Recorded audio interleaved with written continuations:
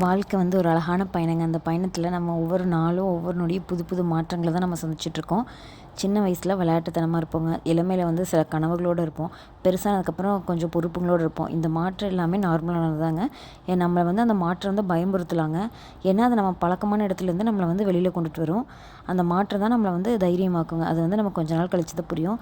எக்ஸாம்பிளுக்கு ஸ்கூல்லேருந்து காலேஜு, காலேஜ்லேருந்து ஒர்க் இல்லைன்னா பிஸ்னஸு, அதுக்கப்புறம் மேரேஜ்ன்னு நம்மள வந்து ஒரு புது ஸ்டேஜுக்கு வந்து கொண்டுட்டு போயிட்டே தாங்க இருக்கும். அது நமக்கு பிடிக்குதோ இல்லையோ, ஆனால் வாழ்க்கை வந்து எப்போதுமே மாறிட்டே தாங்க இருக்கும்.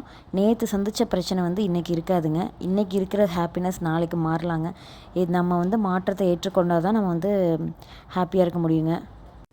நம்ம வந்து யோசிச்சிருப்போம், இவங்க மாறிட்டாங்க, முன்ன மாரி இல்ல, அந்த மாதிரிலாம் நிறைய யோசிச்சிருப்பாங்க. ஏன்னா, அவங்களோட லைஃப்பில் அவங்க ஒரு ஒரு ஸ்டேஜையும் வந்து அவங்க கடந்துட்டுருப்பாங்க.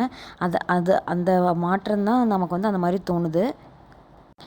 சில டைம் நமக்கே தோணுங்க, நான் ஏன் மாறணும்? நான் கரெக்டாக தானே இருக்கேன், அந்த மாதிரி தோணும். ஆனால் சில மாற்றத்தை வந்து நம்ம லைஃப்பில் நம்ம அக்செப்ட் பண்ணிட்டு தாங்க நமக்கு வந்து நம்ம லைஃபு ரொம்ப ஹாப்பியாக இருக்கும்.